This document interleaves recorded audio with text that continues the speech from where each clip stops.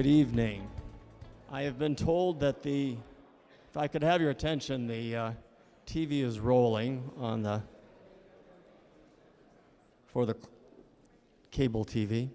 My name is Louis Michelson. I've been asked to speak more slowly than usual because of the acoustics in here, so hopefully that will help. Hopefully that's a reminder to everybody tonight that would be the case. Before we introduce tonight's panel, this is the third forum of 4 that are being held. For those of you who have been to the prior 2, you know the journey that we've been on so far. The first forum, we focused on what are the water challenges and issues facing Fresno. In the second one, we looked at what are some of the options for addressing those challenges. And as promised, this is the third in the series.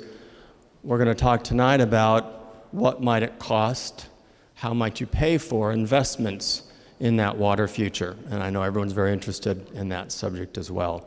Before we get underway, Gregory Barfield, who is the Chief of Staff for Councilmember Oliver L. Baines in this district, would like to say a few words and lead us in the Pledge of Allegiance. Thank you, Louis. I just really want to say welcome to Rutherford Bud Gaston Middle School. It's a delight to have you all here today at our brand new facility. And on behalf of Councilmember Baines, we just want you to sit back and engage in the process. And with that in mind, the flag is directly behind me, so if everyone would please rise. Ready, salute. I pledge allegiance to the flag of the United States of America and to the republic for which it stands, one nation, under God, indivisible, with liberty and justice for all. You may be seated, everyone. Thank you. Thank you very much, Mr. Barfield. If you look at your agenda for tonight, there's a short presentation just to kind of bring us up to speed and then quickly get into the topic of tonight's discussion. And then we're going to have a short time again, as we have at the other 2, for a quick panel discussion. So I'm actually going to wait to introduce the panel until we get to that part, if that's okay, because then people have a better chance of remembering who you are. All right? Fair enough? So with that in mind, I'd like to go to the first slide, talking about paying for Fresno's water needs. And we have a new video. Sorry, I didn't know that. Let's play the video.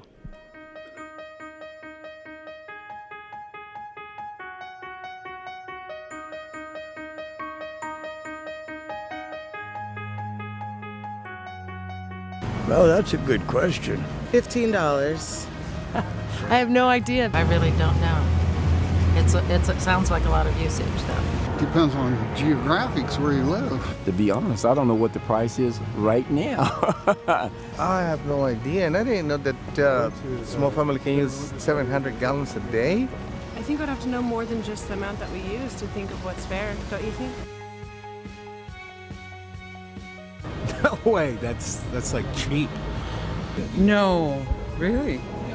61 cents, are you serious? Wow. That sounds low. That seems a little too low. Oh, wow.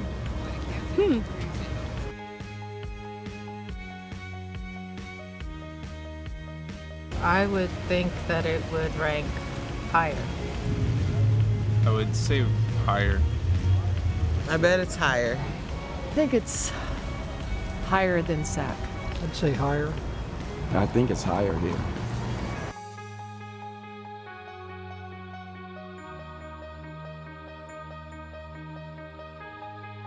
Around 115. Like $80 or $90 per month? Maybe like 100. Bakersfield 60, we gotta be 80 at least. 100. 60 to 70. Yeah, about like 70. I would think it would be similar to Bakersfield because of location.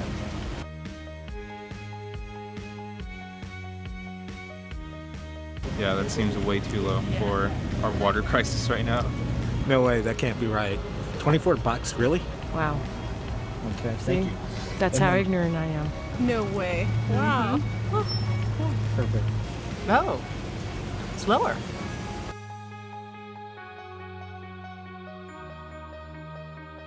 If we don't get to building some storage in this state, we're going to be in bad shape. We have ground that is sinking because we're pumping too much out of the ground. So we need to do something. People don't care. I mean, $25 a month, I could fill my whole pool. I wouldn't mind, to pay a little more if it will benefit everybody, not just me. Perfect.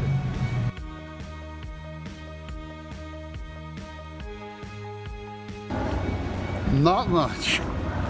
Nothing. Probably nothing. Nothing. Coffee green. Nothing? Nothing. Not much. Probably a piece of gum. A coffee refill? Not at Starbucks. Nothing. Maybe candy.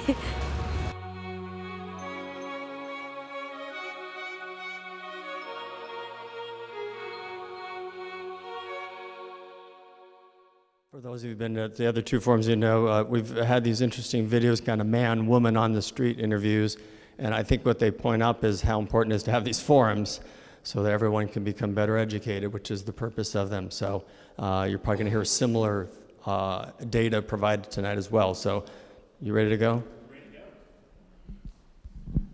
Good evening. No Giants game tonight, so I'm really, really happy to be here. My name is Tommy Escueda. I'm the Director of Public Utilities for the City of Fresno. Wanted to just start off again. I appreciate everybody coming the last few forums.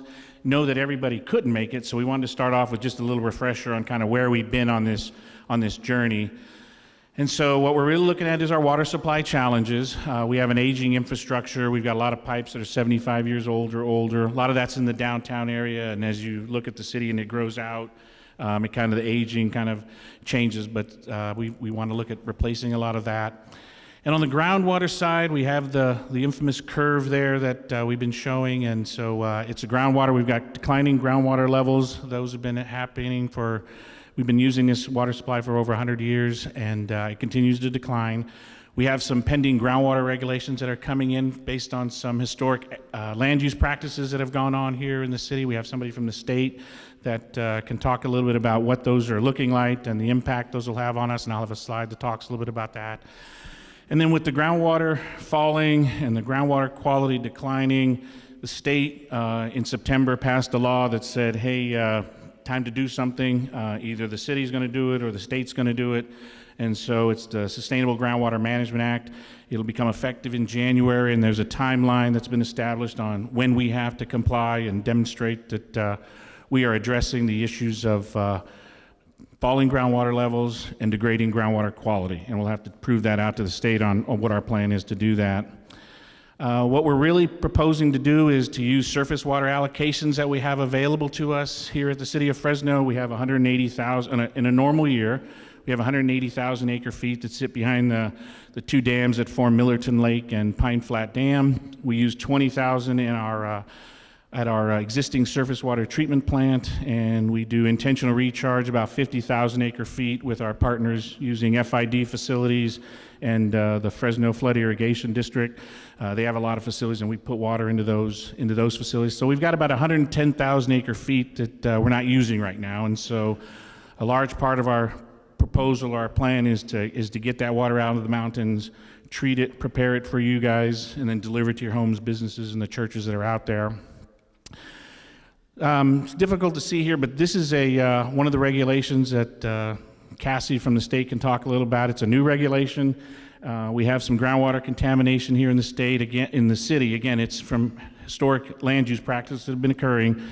When it goes into effect, 2015, 2016, we'll have about 3 years to comply, but it'll take about 16% of our wells out of production temporarily while we try and address that problem. It's about 50 wells. It's about 60 million gallons a day. As a city right now, during the winter, when we're getting into the winter now, we use about that much water, so we're going to have to take that much well production offline in response to this regulation and then demonstrate to the state what's our plan to correct that contamination and prepare that water before we distribute it out to you in the community. So here's, part of the plan is, again, this, we've seen this groundwater curve continue to fall. And what we're proposing to do is bring additional surface water into the city and get that recovery curve that you see there kind of bows up. That's the basis of our plan. When we do that, we will then be able to turn groundwater pumps off here in the city, and when we turn them off, that'll allow the groundwater to recharge and recover. Again, we'll work with FID and the Fresno Flood District to get water into these basins and get that recharged, turn those pumps off, and the goal is to get that groundwater to recover. And this is exactly what the state will be looking for us to demonstrate to them when we go forward and present our plan on how we're going to comply with the Sustainable Groundwater Management Act. This is the kind of curve we'll have to prepare and demonstrate that we have a plan to accomplish that objective right there. So what we're looking at for the program is a series of projects. The core is the conservation program. That's kind of the fundamental piece of it. All of you have done a great job in conserving. I want to thank you all very much for doing that. We've gone from 329 gallons per capita to about 240 gallons per capita, so it's just a great job. We still think there's some more room there, and so part of the conservation program is to work with you and others in the community to try and find other ways to look at maybe some of our outdoor irrigation practices, some of our indoor water uses, and continue to push the conservation. Well and pipeline repairs, again, we've got got pipelines that are 75 years old, so we're looking to kind of get that stuff repaired and replaced. It leaks, it breaks, we create disruptions in the community. When those things happen, we want to get on a planned program for making those repairs and replacements. Again, recharge is currently part of our program. It will always be part of our program. Again, FID and the Fresno Flood Control District are huge partners. We're tied at the hip in trying to get all the water we can into those basins that you see around the city. Sometimes there's a park in it, sometimes there's not. So we're looking to just maximize the water we can get into there. And then the big three are these last three. So these are bringing the water out of the mountains into a surface water treatment plant, and then from the surface water treatment plant, building the pipelines that get it out into the community all across the city so that we can get get surface water into your house in replacement of the groundwater pumps that we'll be turning off. So that's the kind of the elements of this program that we're looking to develop for the city. So with that, I'm going to now turn it over to Mike Lima, who is the finance director, the controller for the city of Fresno. Thank you, Tommy. As Tommy said, I'm Mike Lima. I'm the finance director for the city. And today we're going to talk about how government pays for investments like this. Some of you may think that we have a lot of different ways to do it and that we do a lot of deep analysis. But at the end of the day, the question comes down to the same question that you and I face every day when we go out to make a purchase of a house, purchase of a car, even purchasing groceries. We decide, do we pay cash for this or do we put it on the credit card? And that's what we deal with at the city every day. The difference between you and I and government is that government has some different tools for answering that question. And I'm going to go through a few of them tonight. The first, under cash, we have a mechanism called PayGo. And what PayGo is basically your savings account. Perhaps we didn't spend as much as we thought we were going to spend, or perhaps we collected a little extra revenue that we didn't anticipate. But the bottom line is we've got some money in our savings account, and we were able to use that money to pay for a project. The advantage to this, all of the items that are listed on the slide up here have regulations or laws that govern their use. It just so happens that PayGo has the fewest restrictions of all of those.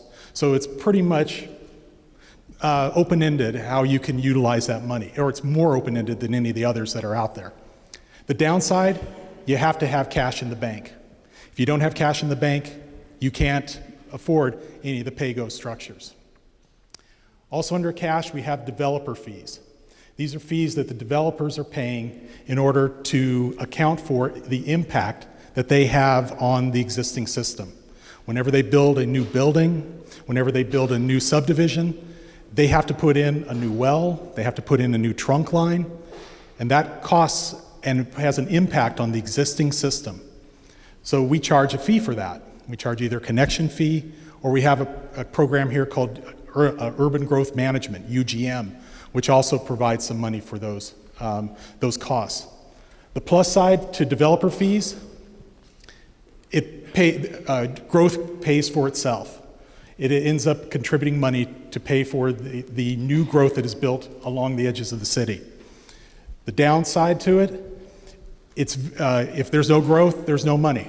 As we saw during the Great Recession, very little development, very little money was coming in. So as a result, it's very uneven cash flow. You don't know when it's going to come in or how it's going to come in. Next, there's grants. Grants are monies that are given by various government entities to another government or private organization. The grants can come from a variety of sources. They can come from the federal government, they can come from the state, even private industry. PG&E contributes to some of the grants. The big thing with grants, they lower the cost of the project, the overall cost, because you're not kicking in the money yourself. The downside to grants, there are two of them. First, no money is usually free. Usually there's what's called a match component, which means that the local organization has to kick in a certain amount of money. Usually 5 to 10% of the project cost has to be contributed. If you don't have that cash, you can't get the grant. The other downside to grants is that they are limited. You only have a limited amount of dollars that are, and a lot of different agencies are fighting for it. Kind of give you an example of one. There's a grant out there called Community Development Block Grant. And what that is money that's given by the federal government to assist areas that are identified as low or moderate income.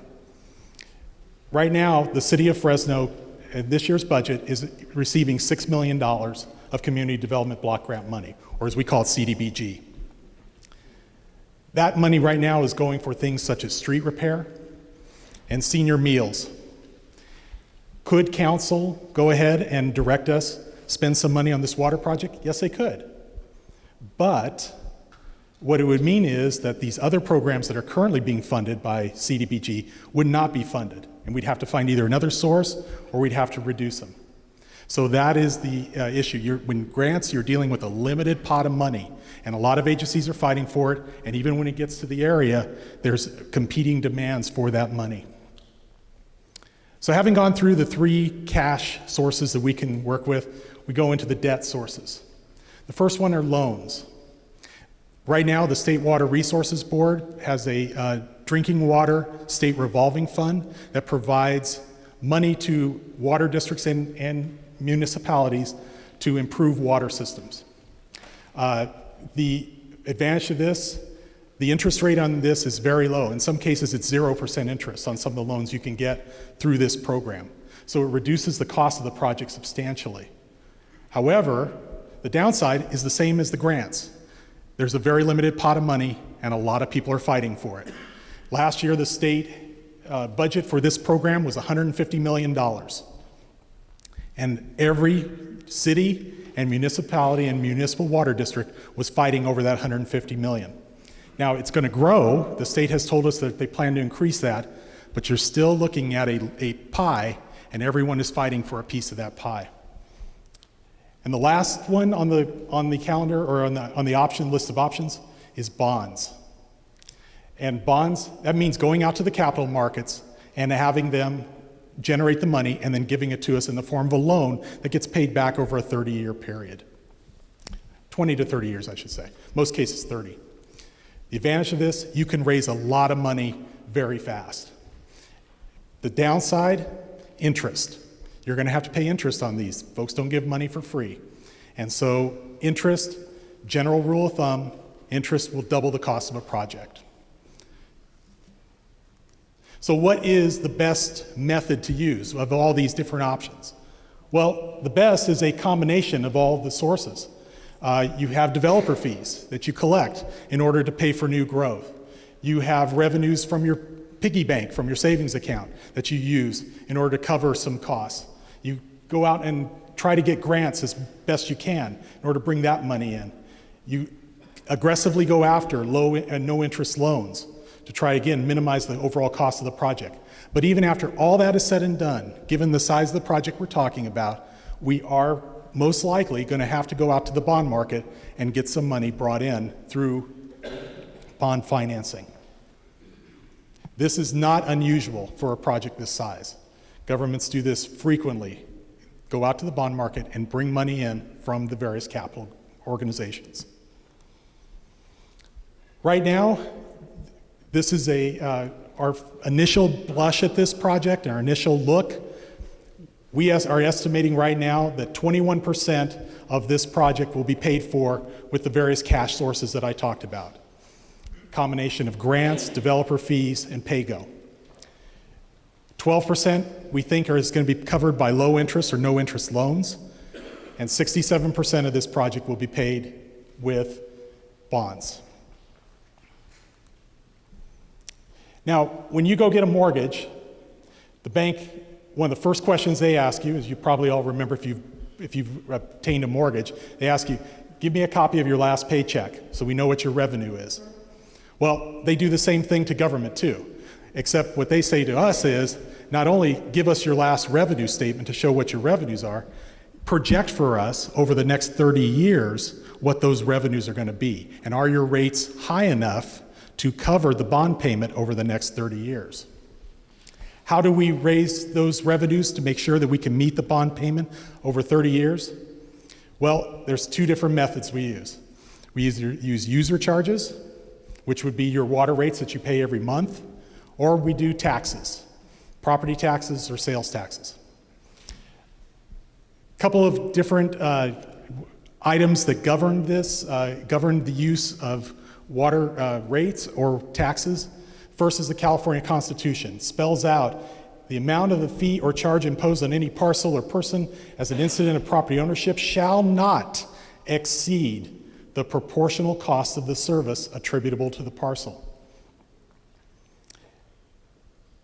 That is backed up by the American Water Works Association, who comes in and says, in their best practices for developing rates, that a utility's full revenue requirements should be equitably recovered from classes of customers in proportion to the cost of serving those customers.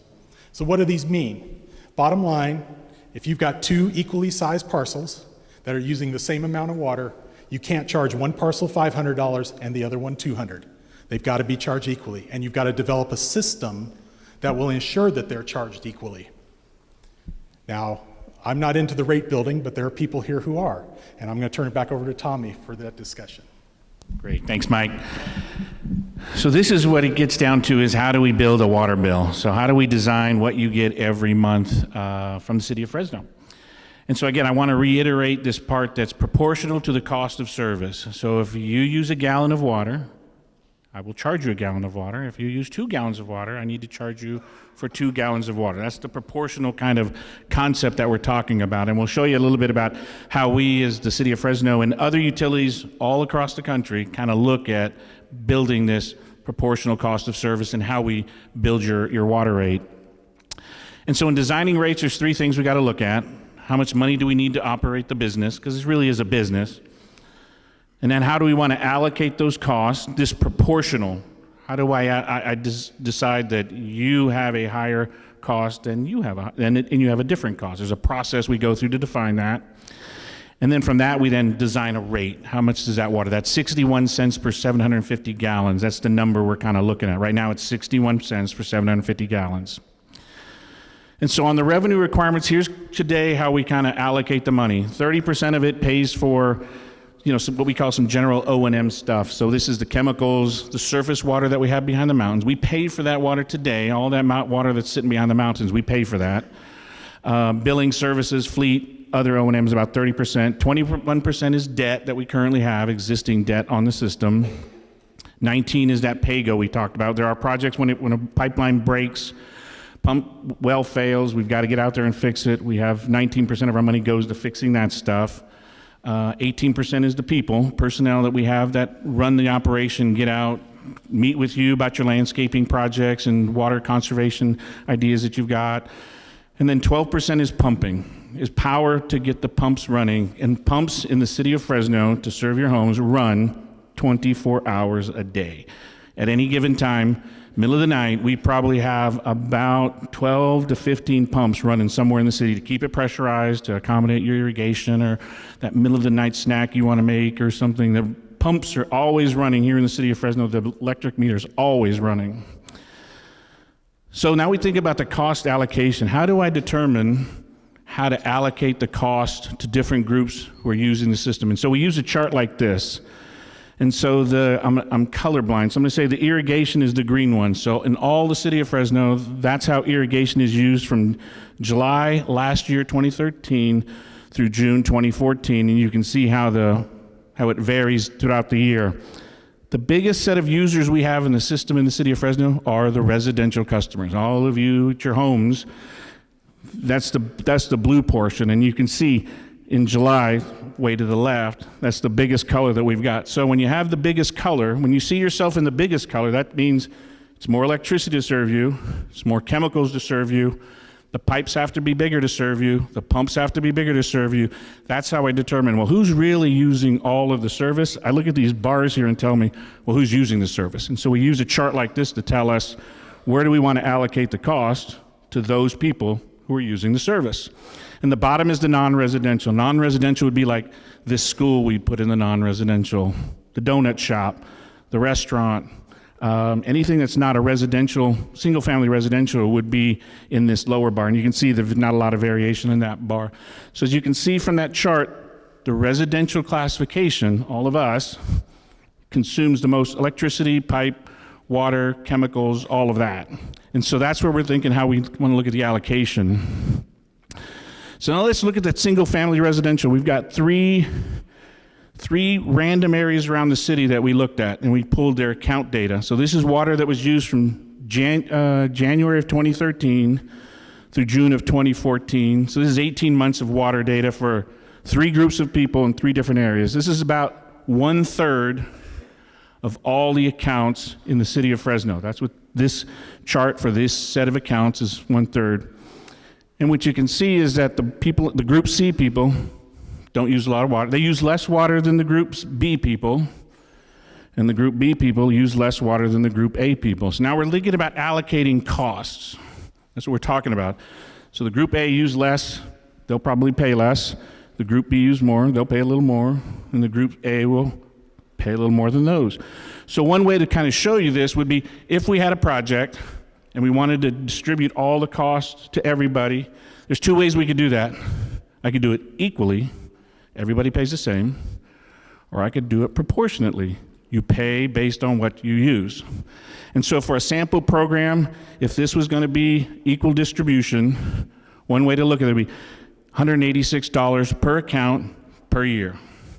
And that would be what we would charge whether you had a 5,000 square foot lot or a 10,000 square foot lot, or you had a 20-acre residential parcel. I mean, a 20-acre apartment complex. Everybody would pay $186. That's one way we could do it. Everybody pays the same.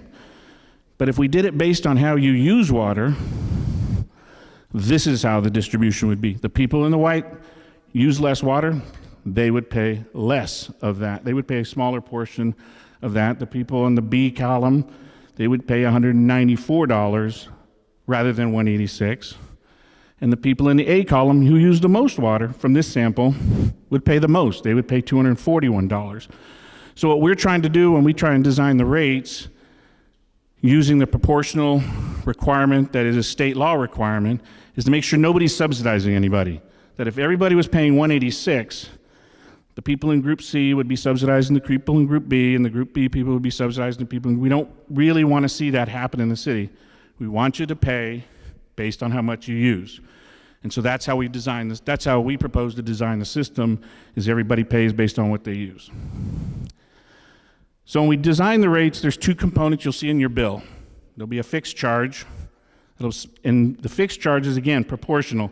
Smaller meter pays less than a bigger meter. Bigger meter you have, we can push a lot of water through that meter. You're going to pay more than an individual that has a smaller meter. And we use like 5/8 as kind of the small end. And I don't know, what's our biggest meter size in the system now? It's 10-inch? Hey. 12-inch. We have 12-inch meters. So a 12-inch meter pays a lot of money per month on a fixed charge. So we move a lot of water through that system. The other piece you'll see in your bill is going to be a variable charge. That's that 61 cents we were talking about. Okay, that's the piece that varies based on how much you use. We're going to multiply that number times how many units you use, and that's what you'll have. And there are three ways we can do that. We can do it where everybody in the system, irrigation, residential, non-residential, pays the same unit rate. So right now it's that 61 cents. Everybody's paid the same unit rate. The other way we could do it is a uniform rate based on the kind of class you are. So again, we have three classes: residential, non-residential, irrigation. Again, from that chart we showed earlier, residential has the biggest usage in the system. So if we went with that approach, we'd probably expect that the residential would have a bigger unit charge because they use the most chemical, the most power, the most pipes, the most pumps, and so the unit charge will probably be a little bit larger. The third way we could do it is a tiered rate, where we would look and see at the patterns of how people use the water. So there's a lot of different ways to establish, well, how would we make the tier breaks? And so one way we could make the tier breaks would figure out, well, what do people use in the city of Fresno in December, January, and February? And in the city of Fresno right now, single-family residential homes use about 10,000 gallons a month in that December, January, February timeframe. That's what we use, regardless of, you can see in this chart here, whoops, the two circles we've got.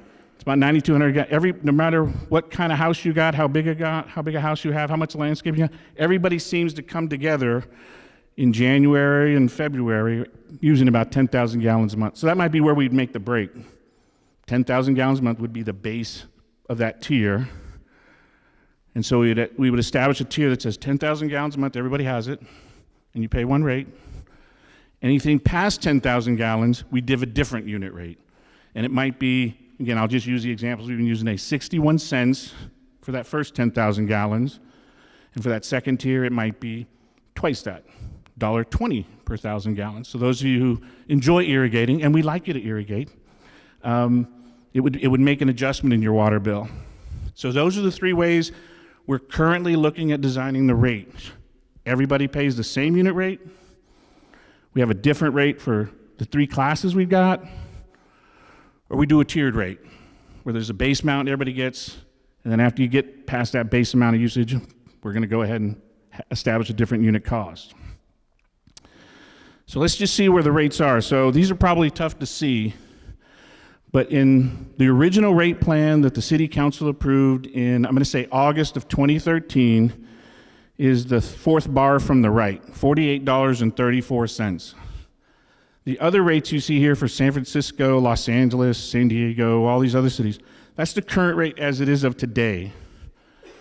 So the original plan was $48.34, and you would have seen that rate in July 1 of 2016. It's $48.34 compared to all these other rates where everybody currently have the charge now.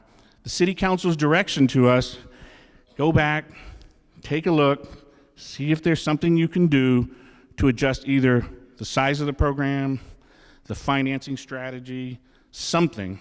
See if you can do something to change that $48.34 a month bill and make an adjustment. And that's the process we're in right now, is looking to figure out how can we do that, given we have a big hole under the ground, we have a water quality standard that's going to hit, we got 3 years of a drought, and the state's going to step in and say, get it fixed or get out of our way, because we're going to fix it.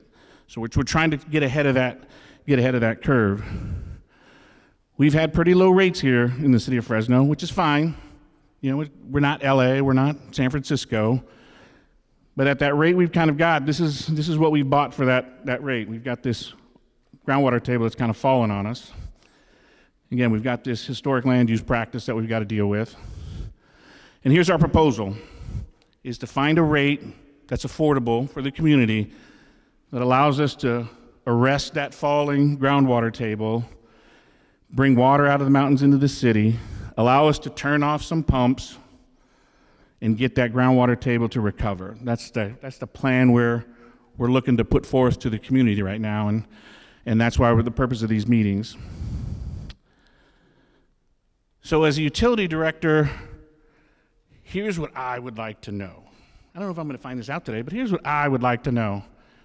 Do you think we should make investments to improve the safety and reliability of the system? This is just a basic question.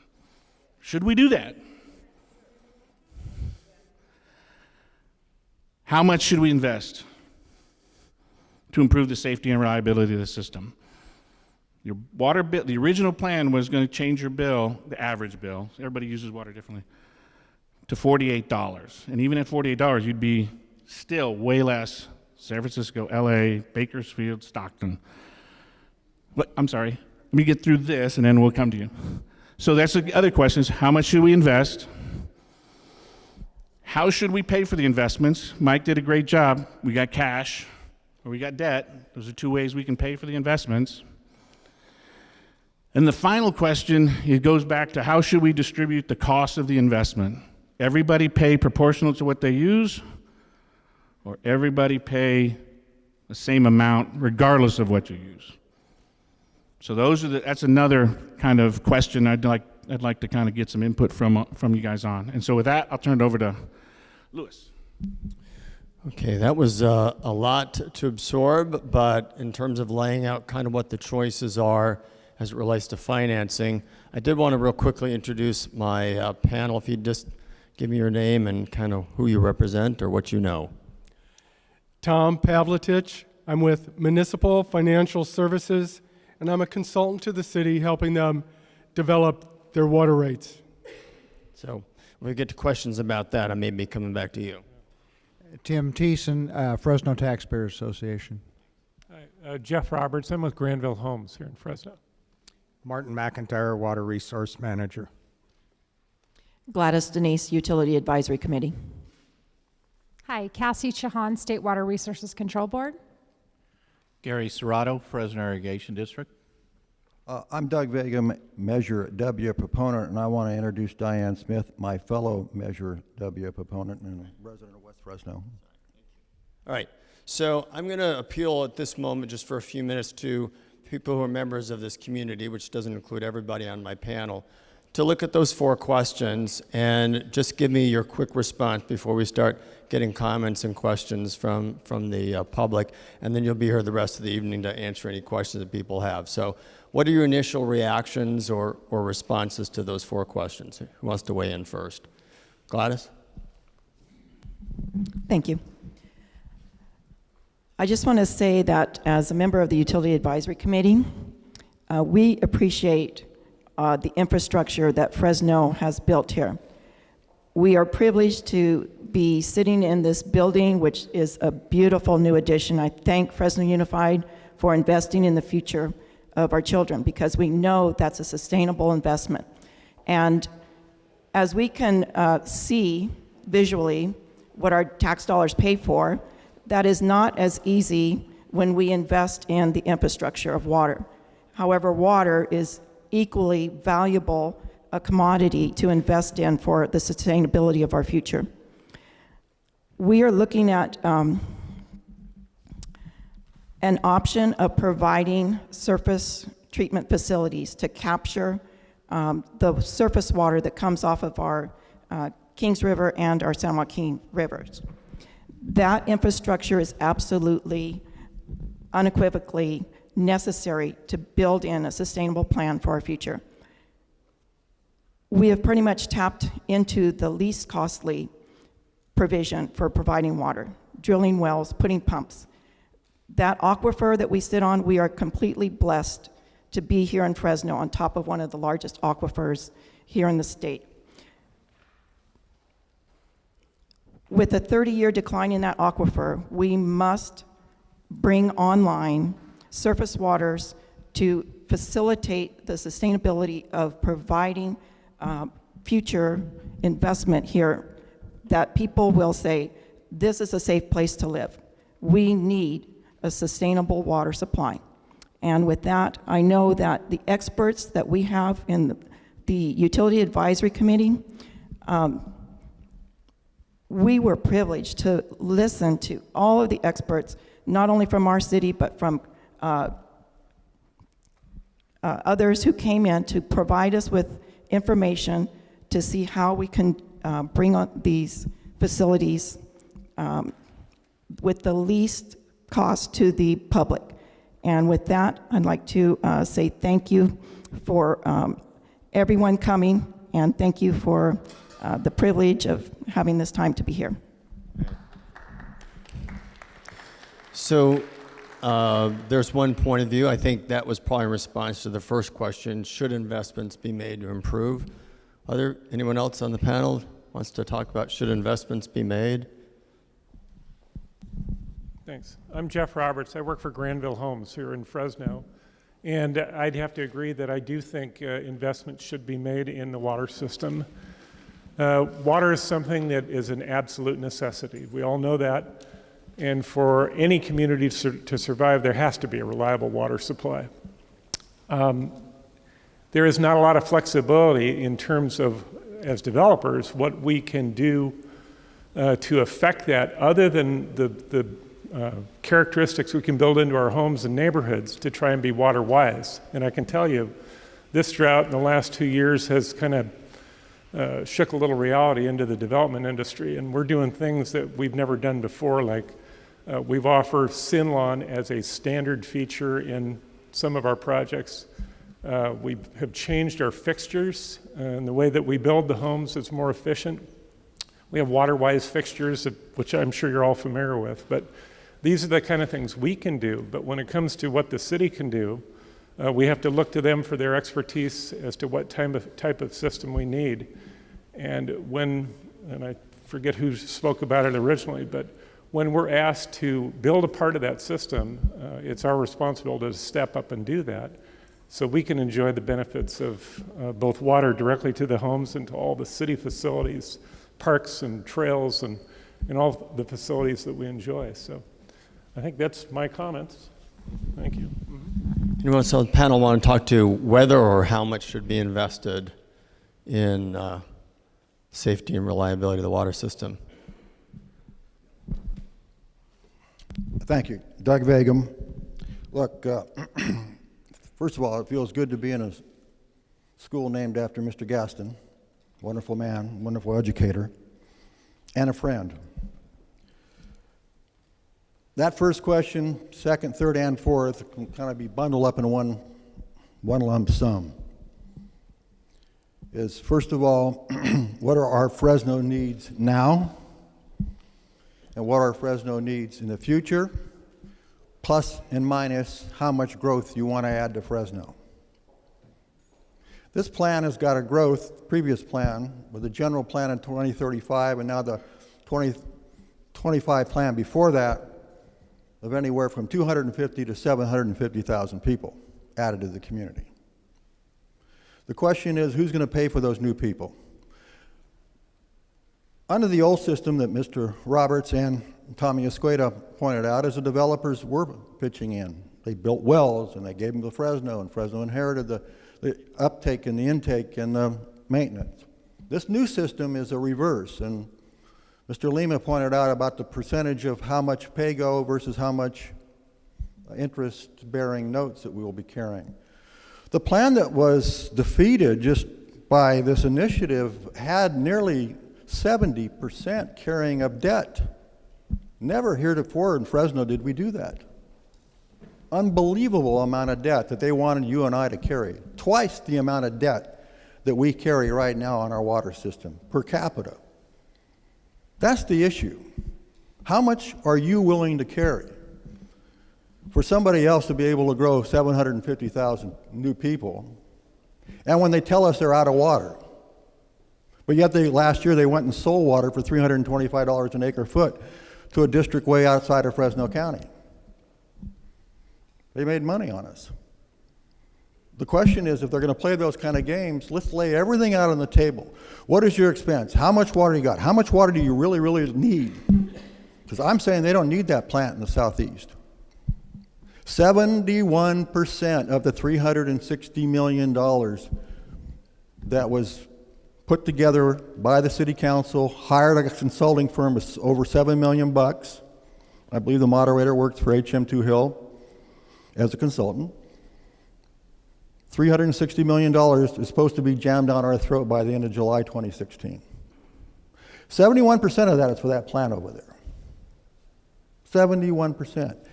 Not infrastructure, not old pipes, not any of that, 71% for that new plant so they can grow into a southeast area they used to call Sega. If the city of Fresno wants to be honest with everyone, they'll go to LAFCO on their next meeting and say, we don't want that 14 square miles anymore. We'll put it back to LAFCO.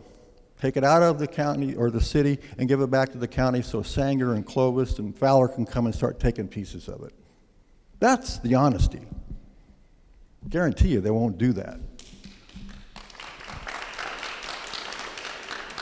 Until they do that, and I don't have a problem in them keeping it, but just be honest. Lay things on the table. Coming back with a rate that's 10% lower than what they had is not a solution, folks. It's a cover-up. Thank you for having these meetings. Thank you. All right. So I got to take offense to that it's a cover-up. I really do have to take offense to that, because we have really been, this is what happens when you say, not this year, not next year. We're just going to keep waiting and waiting and waiting until we hit bottom or we hit the wall or somebody's going to come around and pick up all the pieces. And one way to look at how that happened, if that's really where we are, is the state regulation that came out. If you read the state regulation that came out, what the state regulation says is, here's what we would like local governments to do. We would like local governments to use their surface water supplies as the primary source so that you can rest the groundwater, and then in periods of drought like this, let the groundwater recover, and in periods like this, when we're hurting, you go get that groundwater when it's available. That's what the law is really kind of wants local governments to do. Basically, they took the plan that the city of Fresno put together 25 years ago and said, you know, that's a good idea. We should do that. And that's what the state law is looking for us to do. We've had this plan on the books for 25 years. The fact that it's been driven down your throat, I take offense to that. But it's been on the books for 25 years. Exactly. Why did we not do it 25 years ago? I've been here 4 months, and I've been asking myself that question. For 4 months, the groundwater table's been falling. For 25 years, for that many years, the groundwater table's been falling. We've had groundwater contamination in this city before. And what happens when groundwater contamination happens? We have to take wells offline. We lose pressure. Your irrigation systems don't work. And we're there again now. When this new regulation that the city puts out takes out 55 million gallons a day of production we have today, and we don't have that water available, there will not be pressure in the system. We won't lose pressure, but the pressure will go down. We'll have to come up with a solution and present a plan to the state saying, here's how we're proposing to treat it. And if you look at the state's website, the pollutant we're worried about is described as a pollutant known to cause cancer. That's what they have on their website. That's the regulation that's coming out. So I take offense when somebody says, you're making it up. You're just trying to scare us. It's been going on. This is what we've been doing for 25 years. So I'm really looking for the community to tell me why. I'm with you. 25 years. Why didn't we do it 25 years ago? Oh, me neither. All right. So.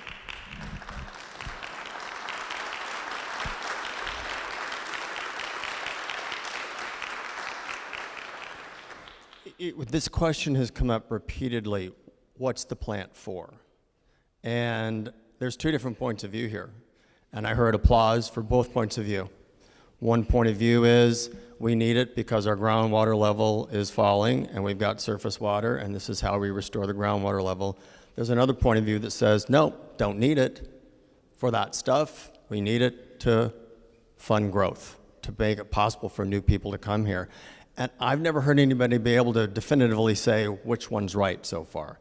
And so I think that's why you continue to see, I'm not looking for consensus tonight at all. I see a community that's kind of divided on this opinion, to tell you the truth. Anyone else from the panel have anything they want to add at this point that hasn't had a chance about the situation you find yourself in or whether investments are needed? try to do my best not to get an echo in here. It's difficult to hear, I know. I actually know a little bit about why that plan didn't get implemented 25 years ago. It's a consequence of politics. Nobody wants to raise utility rates. That's just a political fact of life. The problem is, in the long term, if you don't make timely adjustments to rates and reinvest in the system, you will have a failed system. The appropriate utility rate is that rate that can sustain a long-term, viable water supply system so that when big companies come to town and say, we'd like to locate a plant here, today there are many parts of the community where that can't happen because what they hear is, well, our water system's too weak and you're going to have to build the infrastructure. In other words, it's a 2-year process. Well, these people are looking to locate facilities on 6 or 12-month notice, not 2-year notice. And I'd just like to correct one thing my friend Doug Vagum said. The city of Fresno did sell some water this past year. That water was all delivered on the west side of Fresno County, and they sold the water because it was an asset and they weren't able to make use of that asset otherwise. You've heard Tommy say we have about 180,000 acre feet of surface water entitlements in an average year, and we essentially use less than half of those. And so this was a logical thing to sell some of that asset, put it in the bank to help with the pay-go alternatives. I just had one other question. He said, I think Doug said, you guys made a lot of money on that. I am assuming that went back into the water fund to pay for water stuff, right? Okay. I want to thank the City of Fresno for hosting these water forums. It's very good. Just a clarification, I'm here representing the Fresno Taxpayers Association. We're not concentric just to Fresno or Fresno County. We get involved in issues statewide under our charter. I do this at night. By day, I sell real estate. I have a real job. So anyway, and the burning question is, why didn't we do this 25 years ago? And don't feel bad in the city of Fresno right now. There's many communities in the Central Valley, Northern California and Southern California that have been kicking the can down the road year after year. Nobody likes to raise rates. How many of you belong to a service club where you pay dues? Lions Club, Kiwanis. Do you know how painful it is when you raise dues $2 a month? You've been through that. Same thing on everything. Nobody wants to do it. Service clubs get in trouble. Churches get in trouble. Public entities get in trouble because nobody likes to raise rates. And then we find ourselves in the position we are today, folks, with infrastructure underneath our feet that's literally crumbling because it hasn't been replaced and upgraded. We're in a severe drought, and yes, it will rain again. It always does. Some of us in my age bracket, like Doug and a few others here, we've lived through the droughts of the 70s, late 80s, 90s, and it will rain again, but we have to make sure that we take advantage of the resources that we have. Fresno's in a very unique situation here, that we have 2 rivers to draw on,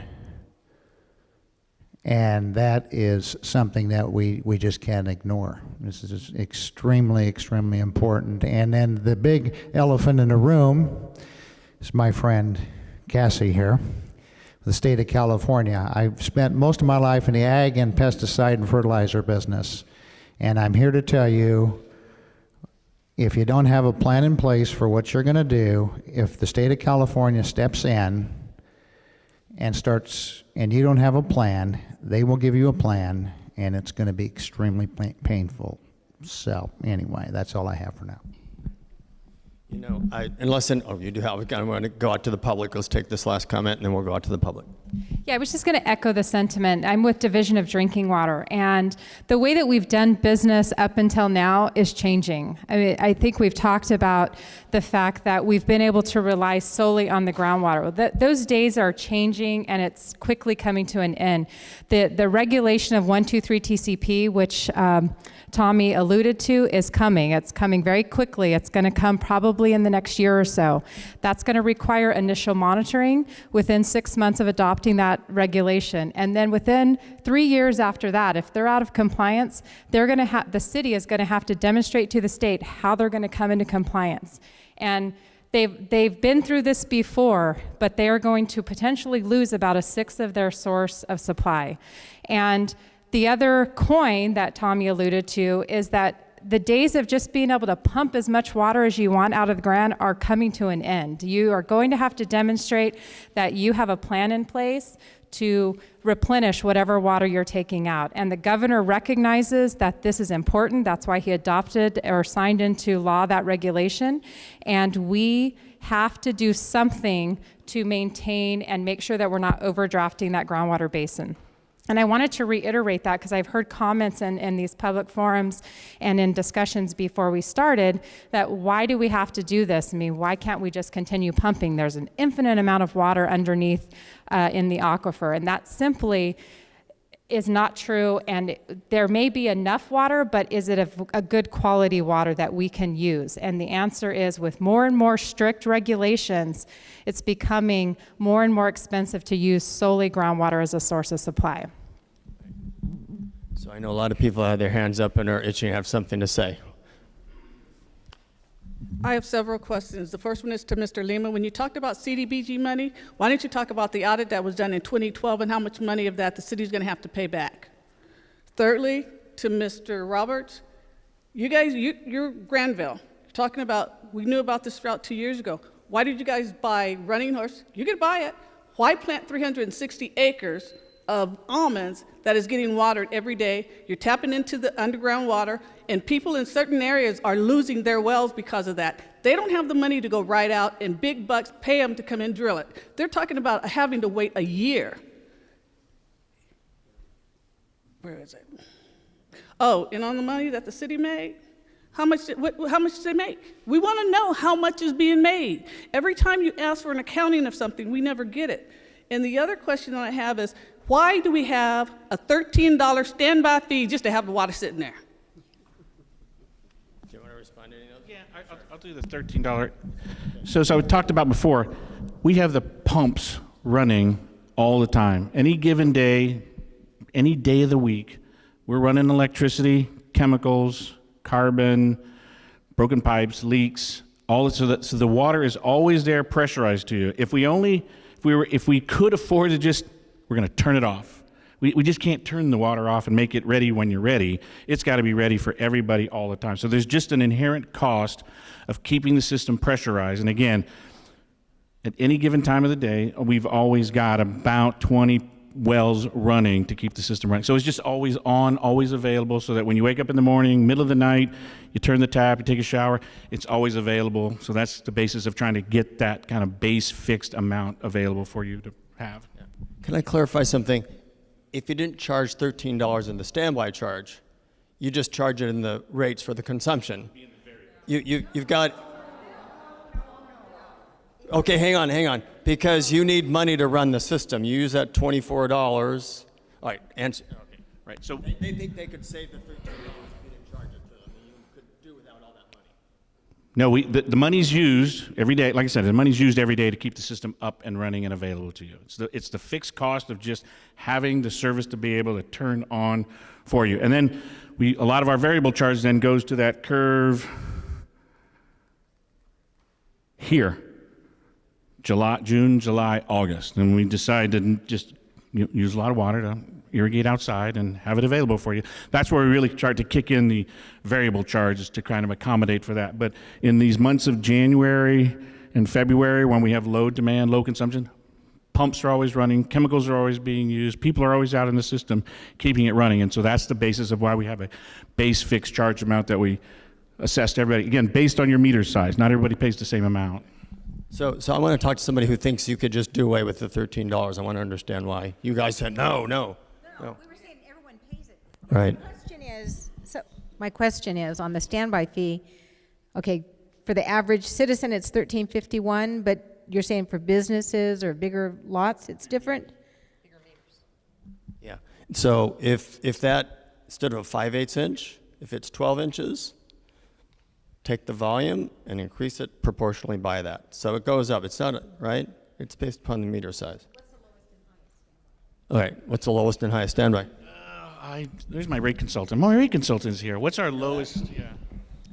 Well, I don't have the current rates memorized, but I believe the 5/8 by 3/4 meters is about $10, and it's the 1-inch meter that's $13.50, and then it goes up for the largest size meter. It's in the hundreds, $700, $800. For the larger ones. Yes. For the larger meters, as a standby charge. All right. So.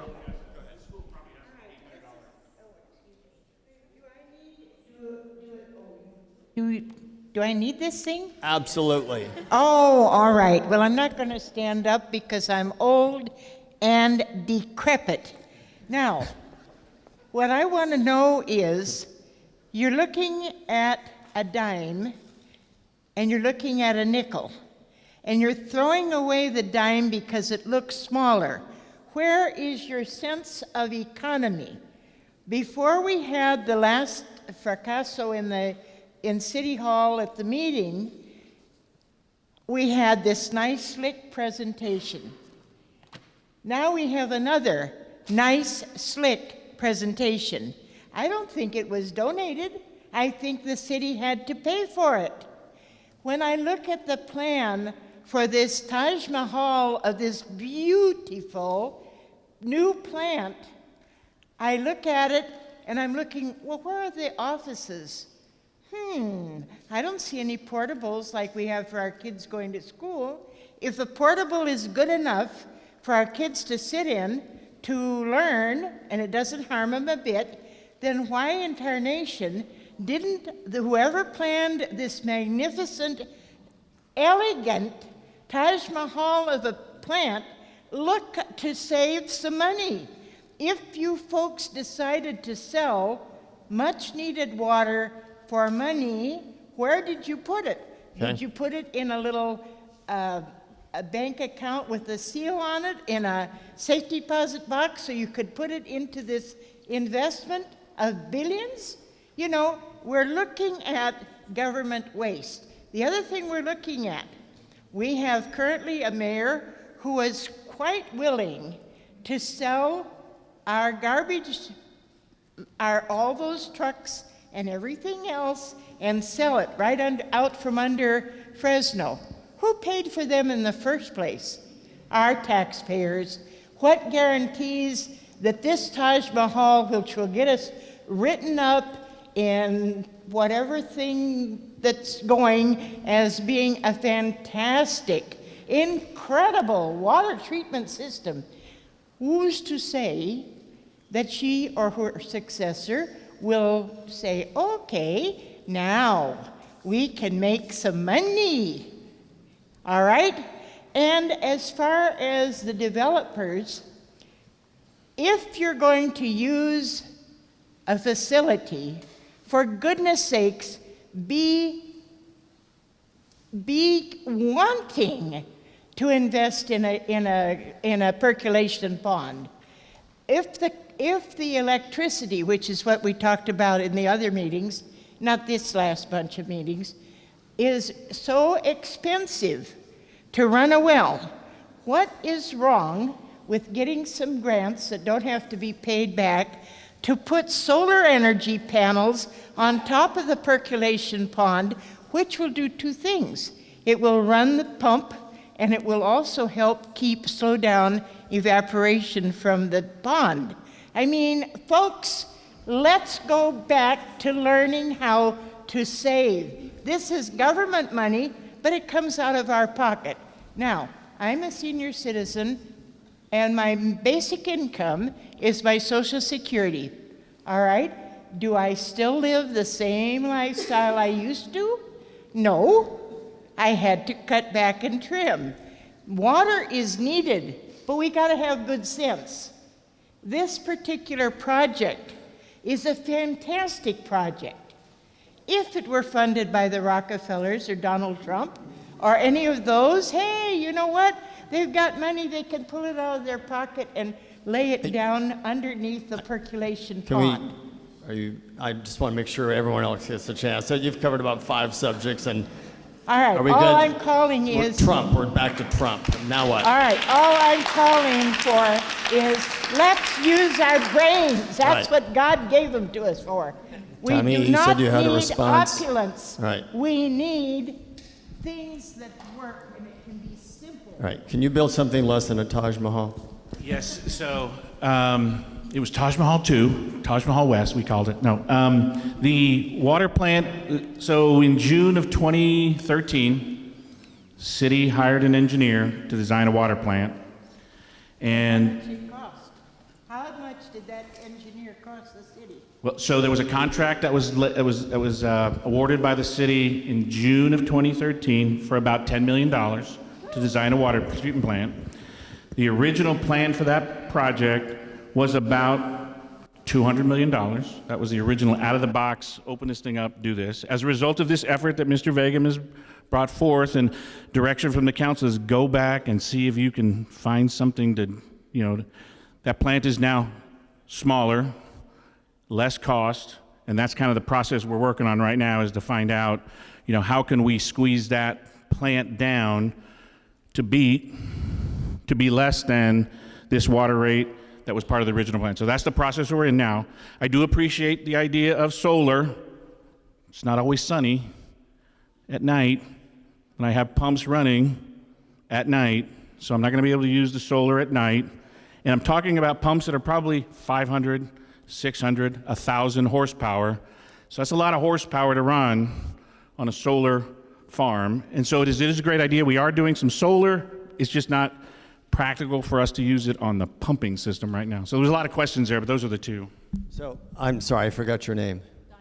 Diane. She came and said, I want answers to my other questions. One of them had with CDBG. She thought Mr. Lehman might be able to answer a question about that. And I think there was another question she had about why are you building more, why are you allowing more almonds to be grown if we don't have enough water?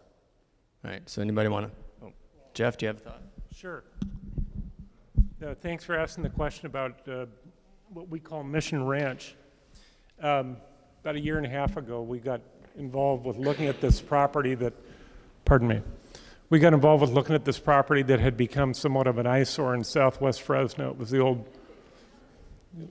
the old Running Horse property, and there was a failed attempt to develop the property, the golf course and residential, and it had become quite a dumping ground. We got involved and bought the property with the understanding at the city that we would try and farm the property in an interim basis while we waited for the market to catch up so we could someday build homes there. And to date, we've spent an awful lot of money cleaning up the property. We've planted almond trees with the most efficient types of irrigation systems. We have, I think, got that property in a much cleaner, better state than it was several years ago. And the water use is not only being pumped, but that property is set up to take advantage of the Fresno Irrigation District supply. And we worked to bring back that supply to the property. That was the first thing we did, so you wouldn't have to pump all the water out of the ground. That property's historically been farmed for 70 plus years through a combination of FID water and groundwater, and it's just that way today. But in the future, when the property is developed with homes, it will use about the same amount of water that it does as a farm being farmed for almonds, and that's pretty common knowledge in terms of the types of water consumption for crops. So hope that answers the question. Right. So I'd like to hear from somebody, we've heard a lot of things about what's it going to cost. I want to go back to the original question. Should you make investments or not? Because I heard different clapping and points of view and whatever, and I'm just curious if anyone else wanted to answer that. Yes, sir. Yes, Jared. No. I do want to address the questions of how we pay for these things. The Southeast Water Plant appears to be, the main use of it appears to be for new development, in which case it may make sense to me if that were paid for 100% out of development fees, which of course would mean higher development fees because we're not charging high enough development fees now to do that. Now, if the development fees were higher, it might slow down development, which would then reduce the demands on the water system. So that wouldn't be a terribly bad thing because all of this is really about expanding the population, doubling the population of Fresno and getting the people here now to pay for that. And I don't believe that the development fees adequately cover the cost because the reason we have to do these huge projects is future development. So that's one thing I wanted to point out. And also, I did want to speak about tiered rates. A lot of communities in California are now using tiered rates and using them successfully. There are new state guidelines on how to properly implement tiered rates. And I guess about 50% of water districts in the state are now doing that. And when we had the curve up here that showed the level A users, level B users, level C users, it's because of the level A users that our groundwater level has gone down so much. It's because of the level A users that we have to have these massive improvements in the infrastructure. The level A users should bear the brunt of that. And the way for them to bear the brunt of that is through a tiered rate structure where people who use excessive amounts of water pay a whole lot for it. Meanwhile, we can have a lifeline amount of low rates for people just to meet their basic needs of life, washing and drinking and all those things. Doesn't come to that much. And that can be, in some districts are looking at providing that for free, by the way. Others are at a low cost. So that would be another way of paying for this, put fees on the level A users. Might not even be called rates, it might be called conservation fee or some other thing like that, and to make it more comply better with California law. But it can be done, and it's being done all around the state. So those are two ways to pay for this project, and also maybe slow down growth. People suggest, go ahead. I've heard a number of people suggest that the Southeast Water Treatment Plant is for growth. So if you did a building moratorium, no more growth, all right, in Fresno, and you didn't build the facility,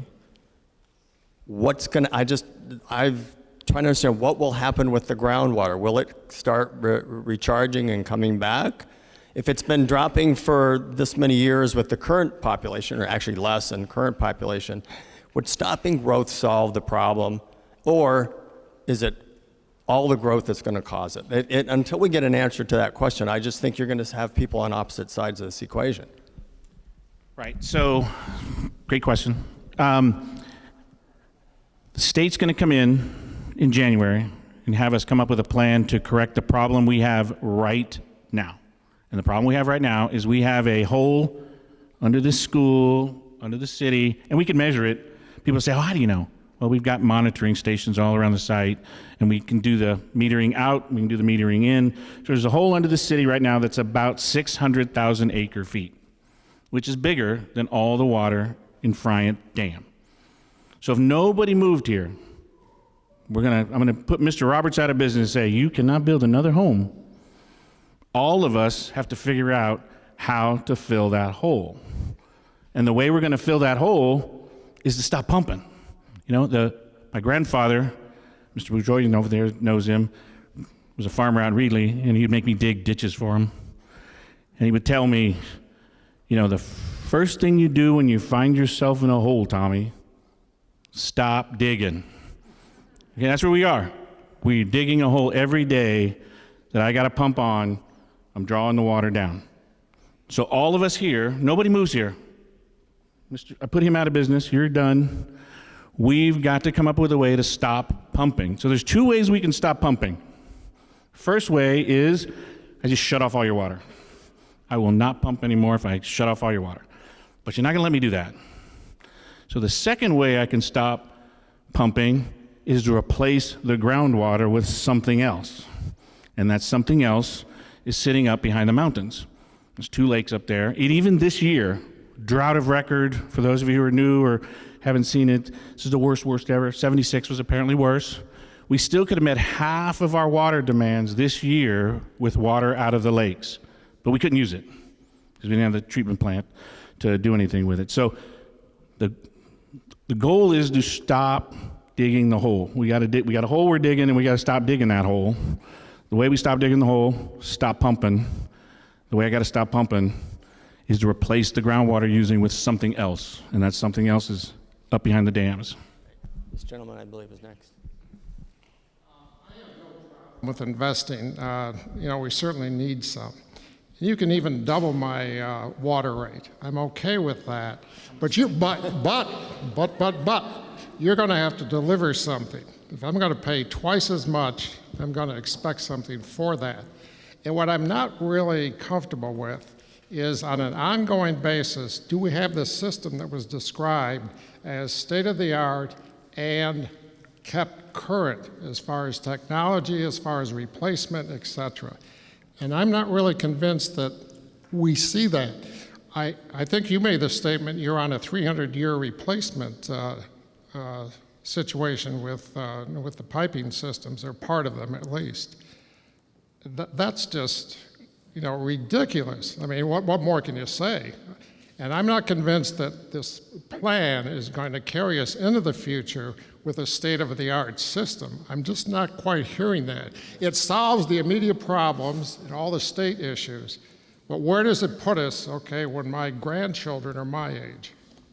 So it might take care of the near-term capital projects that you want to do, but how do you ensure that it's all going to be maintained and not deteriorate again? Yeah, so one of the things we looked at doing in looking at this water plan and revisiting it, because it's a big investment, and one of the things that was decided was to use a tried and true technology. So we didn't use a lot of heavy technology for the water plant. We've gone to something that's been in use. City of Detroit might have been the first ones to use these kinds of technology, but it's a very tried and true flocculation, sedimentation, filtration. It's tried and true, it's easy, it's simple, and it's something we can maintain. And there are plants around the country of that type that are 150 years old. So we can maintain that type of a plant, and it brought the cost down, because there are a lot of people out there that would sell us a lot of different technologies, and we looked at a lot of different technologies. And the first iteration had some fancy technology on it, and at the last, and the decision of the operations staff and the maintenance staff was, let's go with what's tried and true. We can see them, we can use this. So we did scale down the plant. That was one of the strategies we used to scale down the plant. On the rehabilitation and replacement, right now, it's really 467 years, if you look at how much we're using. We're trying to get it to 200 in this first cut. Right now, we spend about $6 million a year in replacing pumps and wells and pipes and valves that are failing. Try to get them before they break. And we're going to with this plan, our proposal is to move it up to $17 to $20 million a year, and that'll get us to 200 years. And that's something we're just going to keep doing every year. So that's not a number you're going to see go away. Once we just won't see that go away. That's a number we're going to continue to have ongoing as a maintenance practice and a management practice. Do that, and hopefully with a new rate increase, that's what our goal is, to get that down. All right, we got a ton of hands up, and some have been up for a very long time. Can we go over here? Yes. I'm Carol Mall, and I was on the Utility Advisory Committee as well. We spent a lot of time, 3 hours every month. We spent a half a day with each one of the departments in the utility department. We made the recommendation, was it 3 years ago, that we increase the rates at that time and do this work that needs to be done. My husband tells the story. His father would be about 100 years old right now if he were still alive. When he was farming with horses back 80 years ago, they would come to the end of the row, dig a hole, and the horse would drink from that. That was how they got water to the horses. Today, you'd have to dig to China to get some water for your horse to drink. We have a serious problem here, and I was under the impression 3 years ago that the southeast plant was mainly because of contamination or possible contamination of the wells in southeast, and there's no way of piping the water to the southeast, and that we were we needed this purple pipe going around the city to use the water from the treatment center to use for irrigation. Is that still not the situation? But I want to make one more point. I'm with this gentleman over here. When I go into Starbucks, I spend a whole lot more than 61 cents for an iced tea. If you go into Denny's restaurant, you pay $2 for a cup of coffee. That's 8 ounces. And I can't understand why we're in such an uproar over a $25 increase for the average person over a number of years. I sell real estate in Fresno. I'm more concerned about the devaluation of the property in Fresno, because when my house is, if I don't have a yard that looks good, if I can't water my yard, if we don't have parks in Fresno because they're all dried up, if our trees are dying, our property values are going to go down dramatically. Property values don't go down by $5, $10, $25, $50. They go down by the thousands. And that's my concern. I'm really sad that we stopped this process because we need it, and we need it desperately.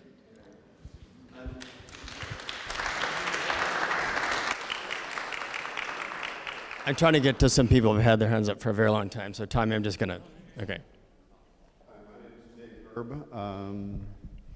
I am a retired and recovering city and county planner, so I know a little bit about this issue also. I'd like to make 2 suggestions and a comment.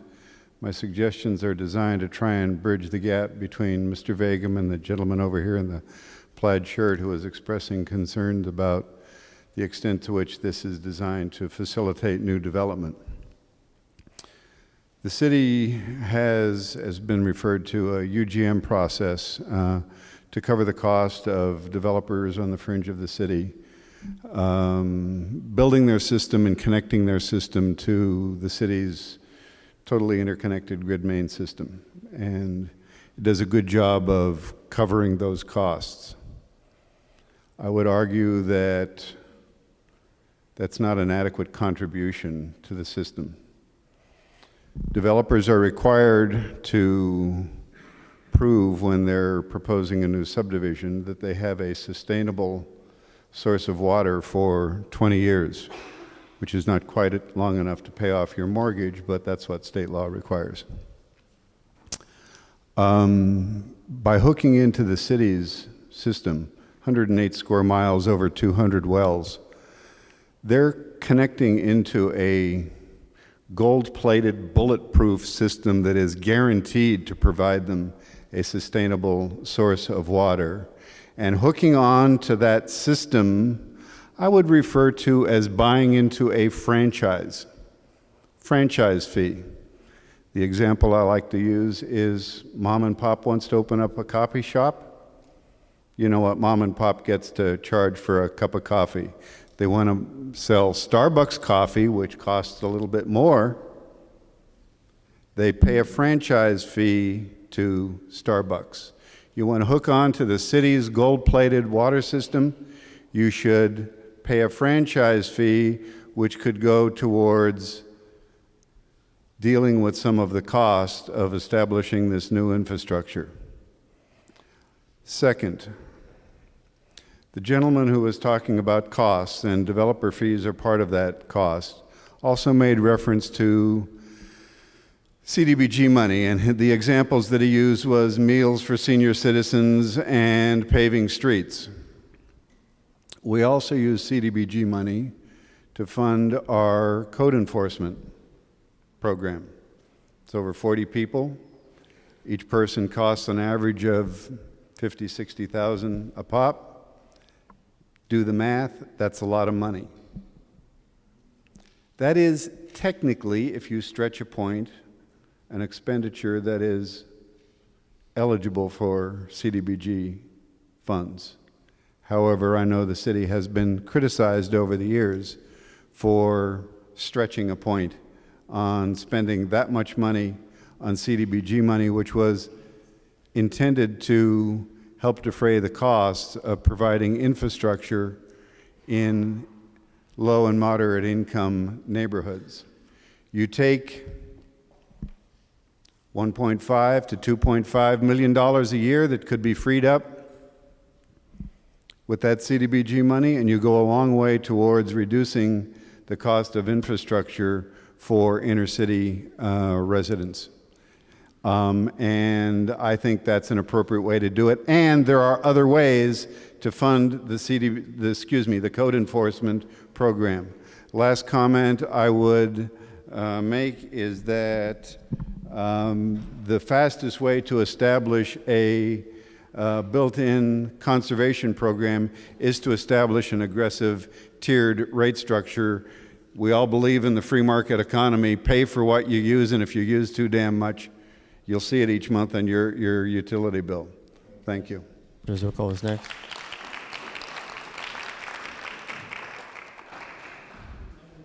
Hello? Is this on? Oh. Yes, my name is Jonathan Zwickel. I have a couple of points. The first thing I'd like to bring out is I recently read that perhaps 10% of the potable, drinkable water that all cities in America have is lost to waste and leakage in the pipes. So I would think that fixing our infrastructure, which is wasting all this water, would be one thing that would be done regardless of what anything happens with building a new treatment plant. That would be one way that we could stop digging, or at least reduce the amount of water that we're digging and using from the infrastructure. Now, I've heard from a couple of people talking about just stopping growth here in Fresno. Unfortunately, fortunately, we live in the United States, and we don't have any rules that prevent people from moving into the city of Fresno. Now, I just moved here in 1995, which makes me a newcomer for some people, but when I first moved into Fresno, pretty much Fresno was much more of a lower-end district than it is now. You could buy really nice homes in the $100,000, $150,000 price range. Unfortunately, when you stop building homes, what happens is that the cost of the available homes increases. As we all saw, in the 2005, 2006, before the price decline, the price of homes became unaffordable for a large percentage of our citizens, and that includes the citizens that live in this district, maybe especially. And if we cut off Southeast Fresno Growth District and give it back to the county, and we refuse to build any more new homes, that's going to make the cost of housing unaffordable for too many of our people. And even those people that have homes, what about your children? Our children who have to move into something. Okay, on the water, I just have a question. Originally, you were talking about single-family homes and non-residential. What about multifamily homes, apartments? Where does that figure into all of your figuring? All right, so that is a technical question. Yes, real quick. Right now, the way the rate plan is structured, multifamily homes, apartment complexes, sit in the non-residential. It's considered a commercial enterprise. We sit it in the non-residential category. Those sit in the non-residential. Anything that's non-single just happens to be in that. Okay, I've got a huge backlog of hands. We're supposed to end at 8:30. Hope you don't mind. We're going to go a little bit longer and try and get some more people involved. Yes, right here.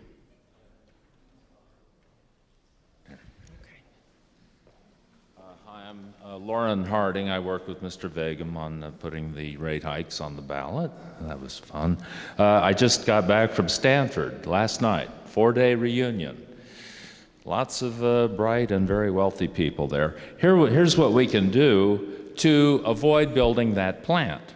Number one, reduce yard watering from 22 hours a week to 6 hours. Jay Lund at UC Davis says 50% of urban water use is for landscaping. 2, limit growth in Fresno. 3, that doesn't mean no growth. It means you can have policies that limit growth. Portland, Oregon did it. Check into it. Develop a water budget each year under the new law signed in September by Governor Brown. Ag has to meter and report their water extraction now. And so now Fresno, Clovis, and Orange Cove, and all the big ag and whatever industry we have can develop a water budget. And when we do that, the aquifer will start to recover. And cutting out all this gross water use on the yards will do that. Double the size of the Northeast plant. I toured the plant. It's 30 million gallons a day. It's treating 20,000 acre feet. They say now, well, we can't use the water we get. We have 70,000 acre feet now. If you add 20 at that plant by doubling it, and if you add 400 additional acres of ponding basins, which they announced recently is what they're going to do, that gives you another 67,000 acre feet. 20 plus 67 is 87,000 additional to the 70,000 we have now. That gives you 157,000 of your 180, something like 87%. So there you are. There's how you use the water we have available now. Tiered rates, I like that. Friday night we had our party at a fancy club up in the horse country in Atherton. While we were eating, I noticed a gentleman over there by the name of Gray Davis, who was in my class. So I got over and talked to him. I went to one of the classes without quizzes, a woman who's an expert on using satellites to assess how much water's in an aquifer. And they can put electrodes in the ground and run juice through that, and that works too. And I went up and talked to her at length at the end. She knows Michelle Sneed, the USGS hydrologist, David Orth of the Kings Canyon, Jay somebody at UC Davis. She knows all these people. And here's what she said. I said, Mr. Orth thinks we have 90 million acre feet of water under the Kings Canyon Conservation District, which includes Fresno. She said, yes, that's right. And she said, we had a contract with them to do a study using the satellites, and we were all ready to go, and the money fell through. And I said, how much would it take? And she said, $2 million. So then later, when I was talking to Gray Davis, I told him that. I said, for $2 million, we could find out exactly what we have under Kings Canyon Conservation. And his lawyer's mind flew into action, and he said, well, you should spend that $2 million before you spend $274 million on a surface water treatment plant. But the purpose of the plant is for growth. That's for growth, and they've admitted. They say, Tommy told me we're going to add 250,000 people, take it to 770 by 2035. So it's for growth. I wish they'd just be honest about that. But if you did the steps I'm saying here, the aquifer would start to recover. Limit all that yard watering and all that. Double the Northeast plant, replace the aging water mains. I know I'm repeating. So that's it. So Gray Davis says do the study first. And I got to talk to him again on Saturday morning. I ran into Mr. Harding, I want to make sure a lot of other people get a chance to talk. Sorry. Thank you very much. Thank you. She was next, and then I've got two more over here. And this guy. Okay. And this guy. Stephanie Frederick, Fresno Co-Housing. I'd like to say that when we object to paying more, we forget about all the years that we were underpaying, steeply underpaying. Now, if we want a future for this community, we need to compensate for those years of underpaying, make good on them. The water is a valuable resource, and if we don't have it, as this woman here has said, our property values are going to plummet, and we're not going to have a future. I strongly support using tiered rates to support the bonds that we will need for this project, and I think we need to invest exactly what the city proposes because we need our future. Thank you.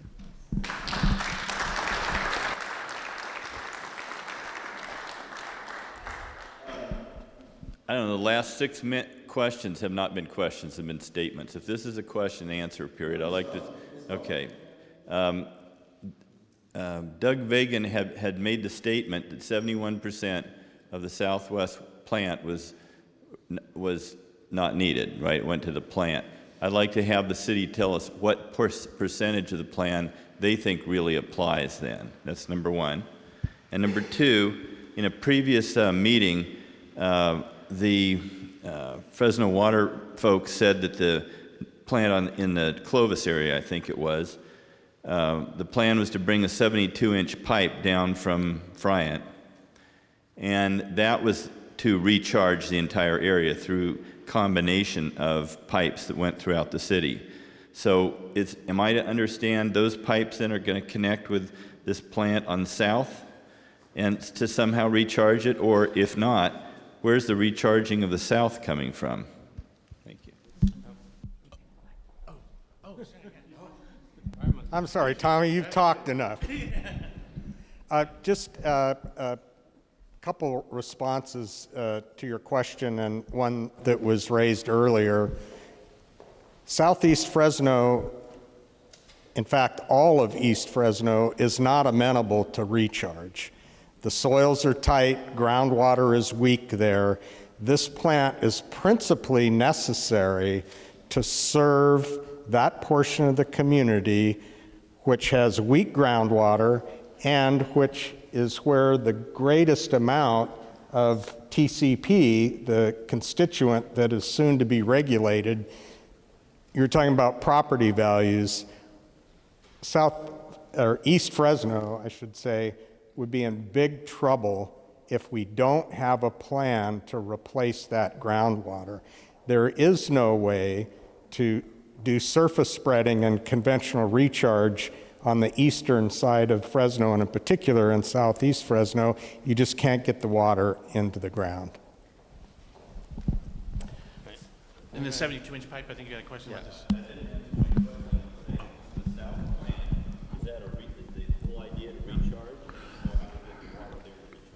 Right, so what we're planning to do, sorry to do this to you, so the southeast plant is basically right here. So, oops, sorry. So the southeast plant we're proposing is basically right along, it looks like 180. It's plus a little bit above 180. And the reason we picked that site is because engineers are kind of silly. Shortest distance between 2 points is a straight line, and you can see where the Frank Kern Canal crosses the Kings River. Right there is where Gary from Fresno Irrigation District has a structure where he pulls water out of the river and makes it available in his canals. And so we would take the water right there from that point and just basically go straight across that 180 line, and that's where the plant is. So it's just really the shortest point between where we get the water out of the lake, get the water out of the river, and where the plant is proposed to be. So that's why that was picked. Now what we've talked about with Gary is that if we could use his canals or we could use the pipeline, if we use the pipeline, we would make arrangements for there to be takeoffs where then that water could be taken even out of that pipeline and put into some recharge basins that would travel a long way. So it could serve two purposes. One purpose, feed the plant. Second purpose, feed recharge basins. That would be a long line, or get the water into some of his canals that he would use. So that's what we would look at doing that.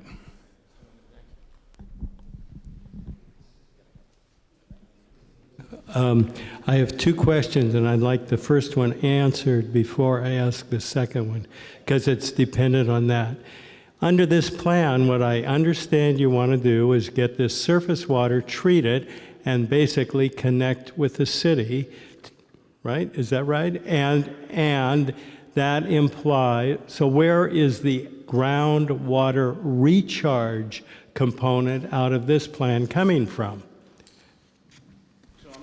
Gary, because he and I are working with Fresno Metropolitan Flood District.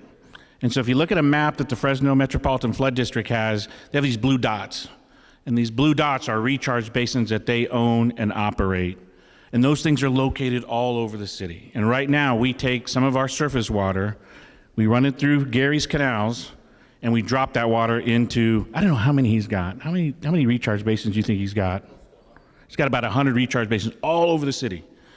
And so we then coordinate with Gary and say, Gary, we'd like to drop some of the surface water from those two lakes into this basin, that basin, some other basin. And then Gary and his team make it happen. They put the water inside those basins, right? So there's those basins already. Now, Gary and I have talked, and I met with Fresno Flood Irrigation District today about building more basins.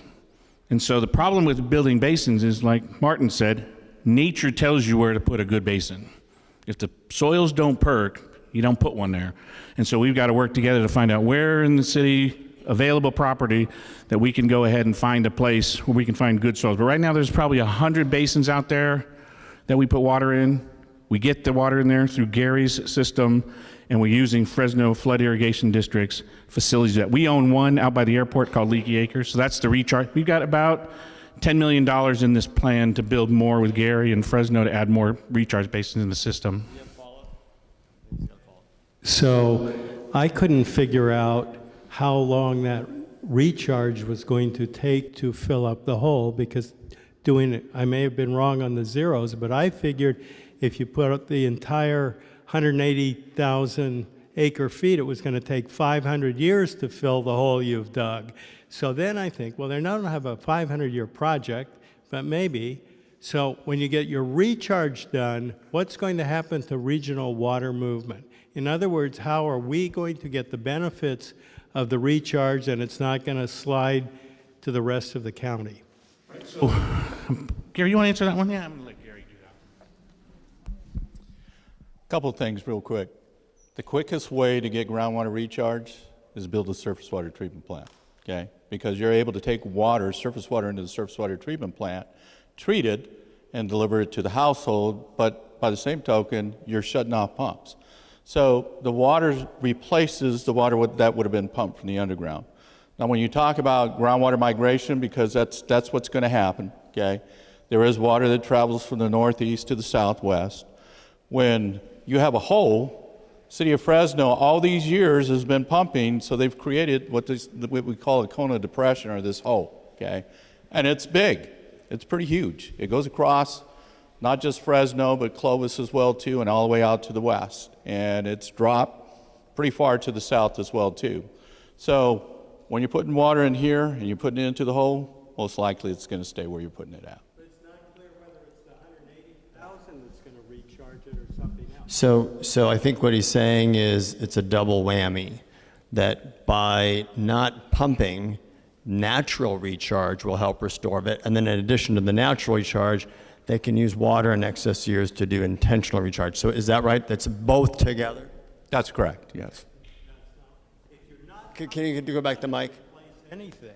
So where does the water come from that Okay, fills so- up the right, so 200,000 acre feet that's the hole? Why does the hole recover from stopping to pump?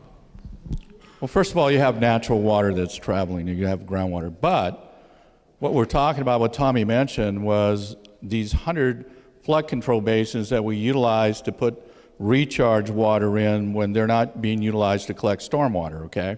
So we're putting water in those. So when you're driving through the summer and you're looking at those basins, you're going, where's that water coming from?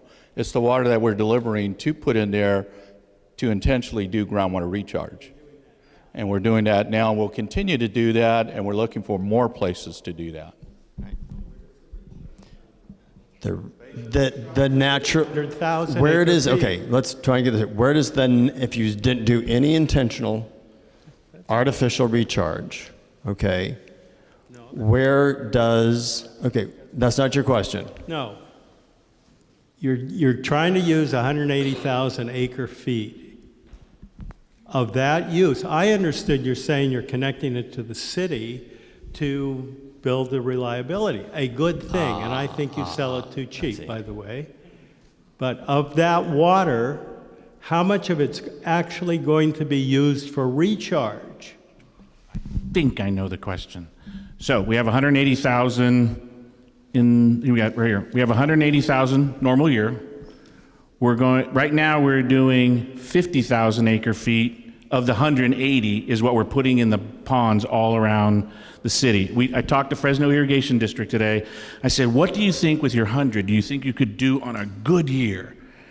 On a good year, how much do you think you could get in there? And they said about 40,000 acre feet. That's with their facilities. We have a facility out by the airport. We can do another 20 there on a good year. And a good year just means we can get in there, we can maintenance them, we can get the head to drive, we can drive the head down to get in. So about 50 to 60 acre feet is what we want to do going forward of the 180. So of the 180, we're going to use 60 for recharge, and that'll leave us 110, 120 to run through the surface water treatment plants, and then we'll turn the pumps off. All right. So I've got several other people who have been waiting. This gentleman's been waiting quite a while. Go ahead. 100,000 plus customers on this water system. Am I correct? About 100,000 accounts. We have about 130,000 accounts. Well, I suggest, if you get $10 each as infrastructure money, that's $1 million plus a month. You're talking about raising it to $25 a month. That's $2.5 million. That's your infrastructure solution. Use it. Right. Okay. You said you had one over here for a long time. Yes, go ahead. My name is Dee Barnes. I'm not anti-growth. My husband and I, we moved here in 1977, and we had 3 children, and I've got 4 grandchildren. So we have to have water and houses for those. But what I am is I'm anti-sprawl. And I know we need developers, Mr. Roberts. I understand that. However, there's a very big lack of trust among the residents because we've seen things like Operation Rezone. You can go look at the political statements to see how much money is being given to our politicians by the developers. And I'm curious, when you say the developer fees cover the cost, I don't think they've adequately covered the miles and miles and miles of pipe that we have added. And of course, I have seen what the city has suffered with our general fund over the fact that the number of streetlights and roads and trying to get police and fire to all the new areas.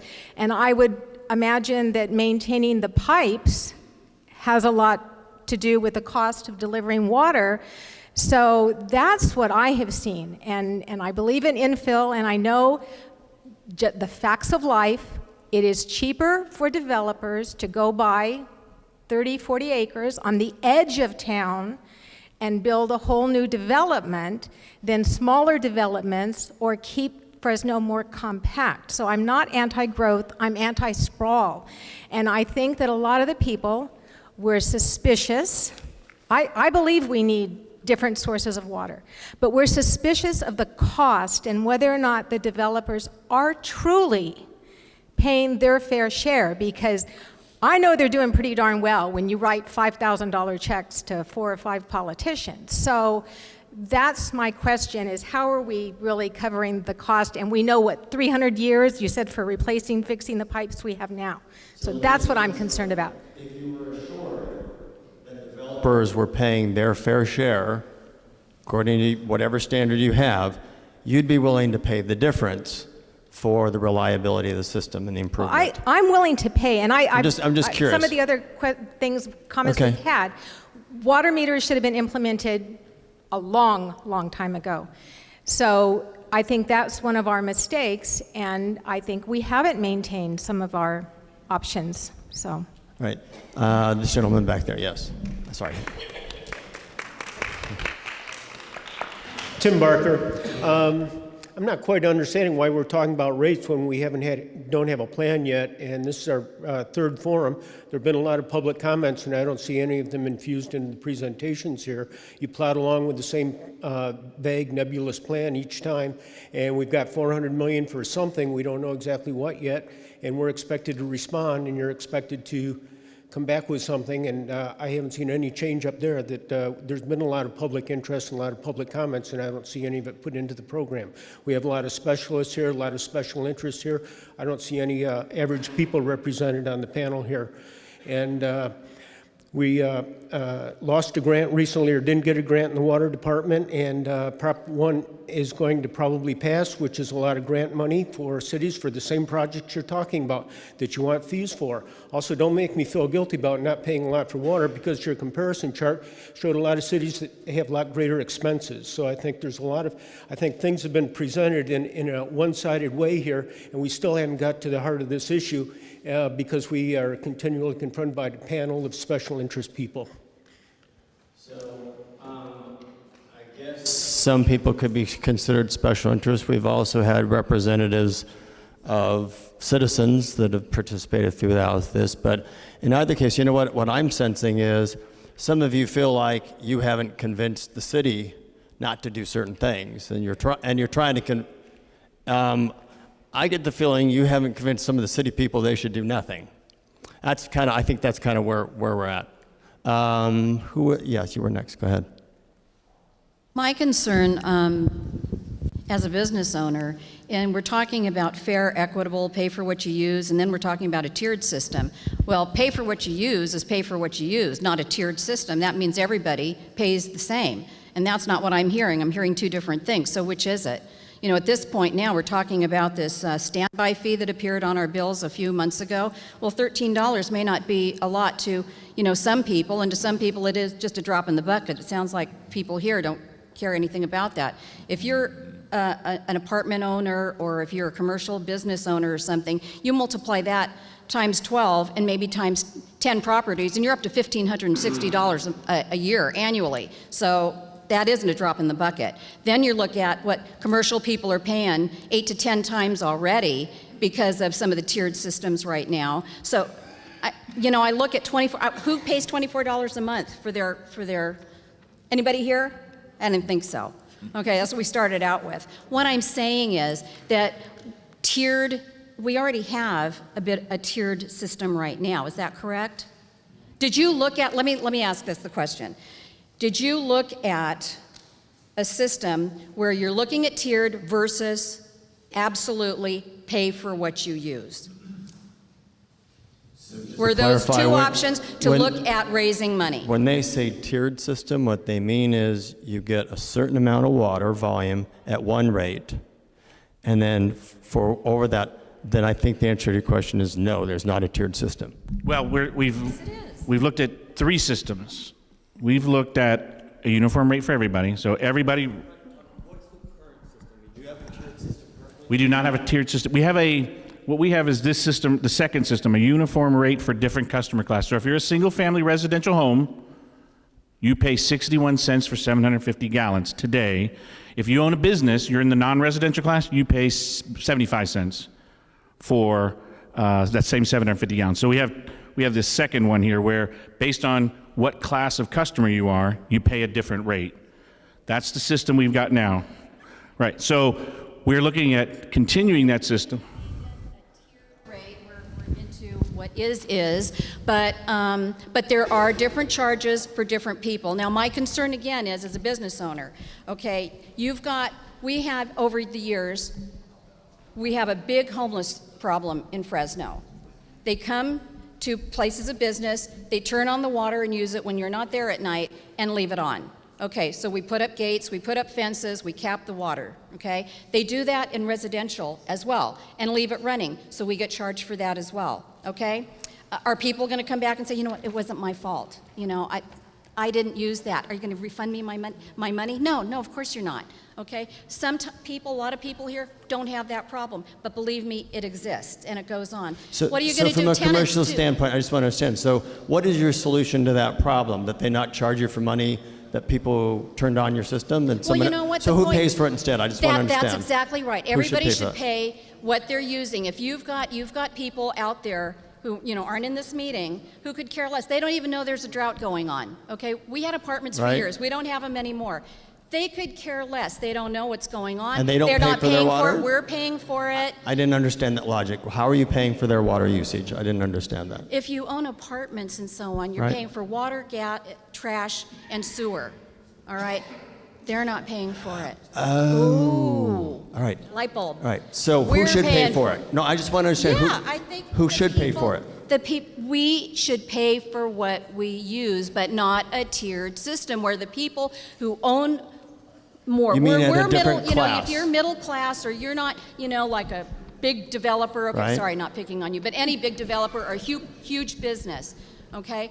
But middle people who are trying to make it, you have a couple of rentals or something like that, yes, pay for what we use, but I don't like the tiered system. Okay. And that's what people are shooting for, so that the people who are making have a little bit more property or something are going to get killed. We're getting killed now. So you don't want to pay a higher rate for your water than what Than somebody other else. people I pay. want Got it. everybody to pay the same rate. Got it. Okay, got it. All right. I think you had someone over here who's had her hand up for a while. My name is Marina Magdaleno, and I think that part of the reason that we have skepticism in our community is that we do have a lack of trust, okay? And my experience is Measure G, because during Measure G, the city told us that they were broke, that they were on the verge of bankruptcy, all of these, and this is why they wanted to sell trash, and it was going to do all these things, and we were going to lose a lot of jobs. But the reality is that we weren't there, not to the degree that they painted the picture. We didn't file bankruptcy. They were able to make payroll. They did all these good things. So I believe that, Tommy, I love you, but I really truly believe that before you sell the plan, I think you really need to have something in writing for people to see. What are the options? What are the costs? What are the different types of plans? And these are the real costs that are going to be associated, whether it's a tiered rate, whether it's a flat rate, whatever the rate is. And I just want to tell you that we've been paying that $13 and change standby fee since meters were implemented. It's not a new thing. Been paying them for a few years. You just hadn't noticed it, but it's there. And so, and even that, when that got on our bill, we didn't know about that. Nobody told us about that. And so I think it's about being totally transparent with folks. Putting down what the costs are really going to be. If you have a lot size, this size, and you use this much water, if it's going to be that 750 gallons, this is what you expect to pay. If it goes above that 750 gallons, then this is what you're going to pay, this much more. Because I think that if people have an understanding of that, I think that they'll embrace it a little bit better. Now, I still have issues with that southeast plant, and I'm glad that you're going to cut it down a little bit, because I don't think that any of us, I don't have an issue with repairing the infrastructure, because we have old infrastructure in our city. But the amount of money that was going to be spent on the plant, not even half of it was for infrastructure. So I think that people need to truly understand where the infrastructure costs are going to be. How much of it is, how much in the millions is it going to be, or whatever it's going to be. And where is that infrastructure going to be? Where are you going to target? Is it going to be in West Fresno? Is it going to be in North Fresno? Where exactly? So that people need to know that. It's their money. It's our money. So take it to heart, Tommy, and I hope that you guys do that. Got it. Bruce? I think I got to everybody who had their hand up for at least a half an hour, all right? But we could probably keep going all night long, but I think we're going to end it there since we're already a half hour past time. Tom, I'd like to just have you say thank you. Yes, I just wanted to thank everyone for coming for the 3 meetings. We've got one more, November 10th, and that's where we will pull out of the box the plan, kind of a preliminary proposal that we would make to the council sometime later this month. So thank you all for coming. I appreciate it. Have a great night. Drive safe.